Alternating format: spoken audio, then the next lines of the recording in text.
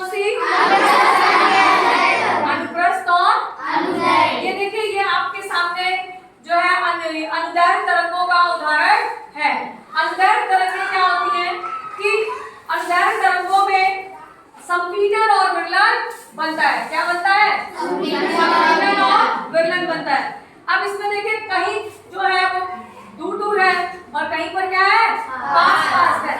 तो जहाँ पे कण पास पास होते हैं उसे हम संपीड़न कहते हैं, और जहाँ पे दूर दूर होते हैं उसे हम इस तरह की तरंग को हम क्या कहते हैं?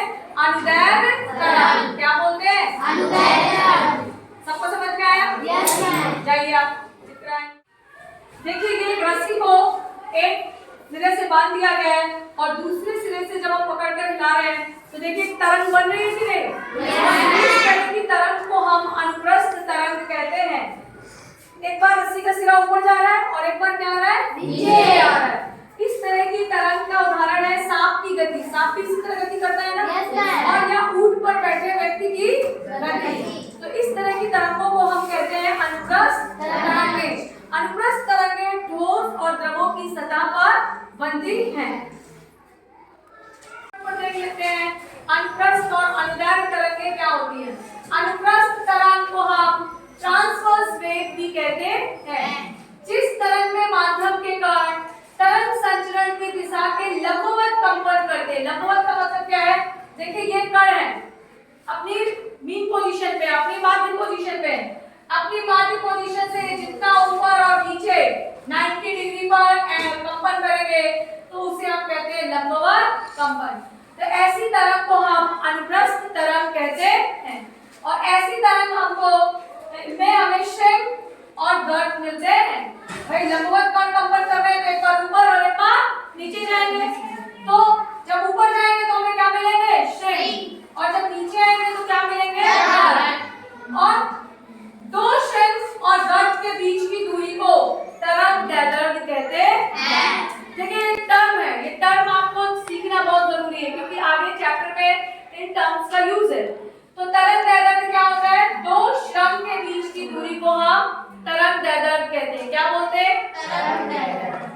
और कंपन करता हुआ कण अपनी माध्य स्थिति से जितना ज्यादा ऊपर या नीचे जाता है उसे हम उसका आयाम कहते हैं। क्या बोलते हैं? आयाम। यानी कंपन करता हुआ कण जितना अधिकतम विस्थापित होता है उसे हम आयाम कहते हैं। एक सेकंड में जितने कंपन कर लेगी उसे हम उसकी आवृत्ति कहते हैं या फ्रीक्वेंसी कहते हैं। फ्रीक्वेंसी का मात्रक हर्ट्ज होता है। क्या होता है? हर्ट्ज। ये बहुत इंपॉर्टेंट प्रश्न है, ये आपको हर एग्जाम में पूछा जाता है। आवृत्ति का मात्रक क्या होता है? हर्ट्ज। क्या होता है? हर्ट्ज होता है। इसके बाद एक कंपन जितने समय में पूरा हो जाता है उसे उसका आवर्त काल कहते हैं, टाइम पीरियड। क्या बोलते हैं? Time period. अच्छा, इस तरह की गति का उदाहरण है सांप की गति। सांप कैसे चलता है? ऐसे ऐसे ना। तो सांप की गति या ऊंट पर जो व्यक्ति बैठा रहता है उसकी गति ऊपर नीचे होता है ना वो। तो इस तरह की गति का उदाहरण है। अनुप्रस्थ तरंगों को हम ठोस और द्रव की सतह पर पा सकते हैं। माध्यम के कण तरंग संचरण की दिशा के समांतर कंपन करते हैं। मतलब ये कण है, तरंग संचरण भी इसी तरफ हो रहा है, आगे पीछे करके गति करते हैं तो उसे हम अनुदैर्घ्य तरंगें कहते हैं।